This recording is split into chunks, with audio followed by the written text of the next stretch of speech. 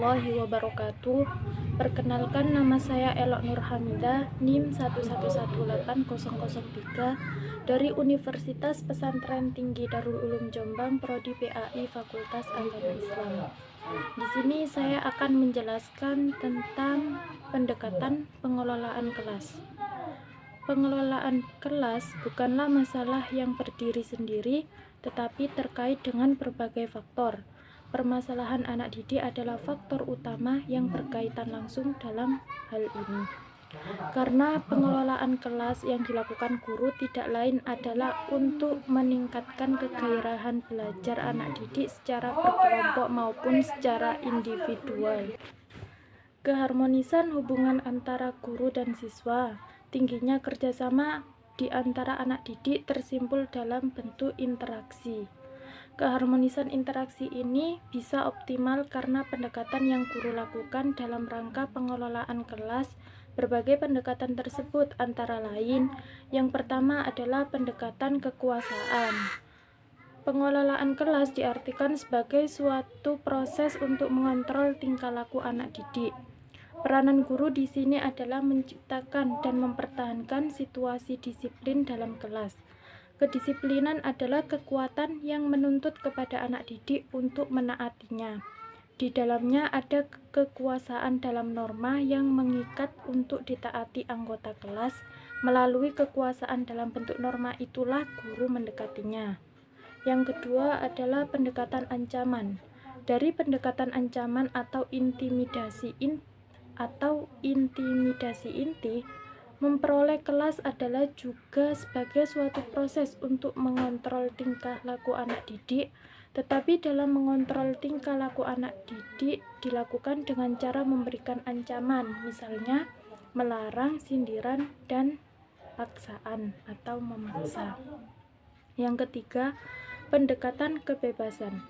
Pengelolaan diartikan suatu proses untuk membantu anak didik agar merasa bebas untuk mengerjakan sesuatu kapan saja dan di mana saja. Peranan guru adalah mengusahakan semaksimal mungkin kebebasan anak didik. Yang keempat, pendekatan resep. Pendekatan resep ini dilakukan dengan member satu daftar yang dapat menggambarkan apa yang harus dikerjakan dan yang tidak boleh terjadi di kelas. Dalam daftar ini digambarkan tahap demi tahap apa yang harus dikerjakan oleh seorang guru. Peranan guru hanyalah mengikuti petunjuk seperti yang ditulis dalam resep. Yang kelima adalah pendekatan pengajaran.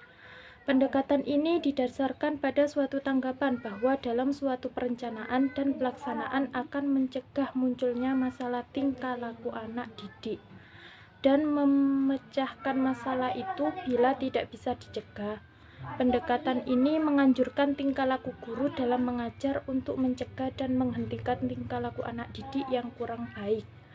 Peranan guru adalah perencanaan dan mengimplementasikan pelajaran yang baik.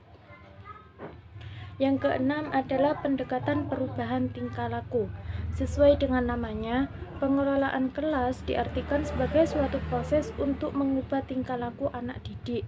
Peranan guru adalah mengembangkan tingkah laku anak didik yang baik dan mencegah tingkah laku yang kurang baik.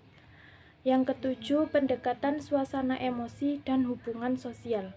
Pendekatan pengelolaan kelas merupakan suatu proses menciptakan iklim suasana emosional dan hubungan sosial yang positif dalam kelas. Suasana emosional dan hubungan sosial yang positif artinya ada hubungan yang baik antara guru dengan siswa. Di sini, guru adalah kunci terhadap pembentukan hubungan pribadi dan perannya adalah menciptakan hubungan pribadi yang sehat. Yang kedelapan adalah pengelolaan proses kelompok. Pengelolaan kelas diartikan sebagai suatu proses untuk menciptakan kelompok merupakan yang paling utama. Peranan guru adalah mengusahakan agar perkembangan dan pelaksanaan proses kelompok itu efektif. Proses kelompok adalah usaha guru mengelompokkan anak didik ke dalam beberapa kelompok dengan berbagai pertimbangan individual sehingga tercipta kelas yang bergairah dalam belajar. Yang terakhir adalah pendekatan elektis.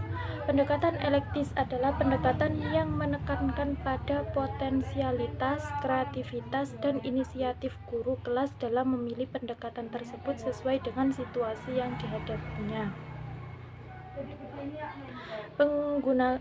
Penggunaan pendekatan ini dalam suatu situasi dapat digunakan dengan salah satu, mengombinasikan, atau ketiga pendekatan tersebut.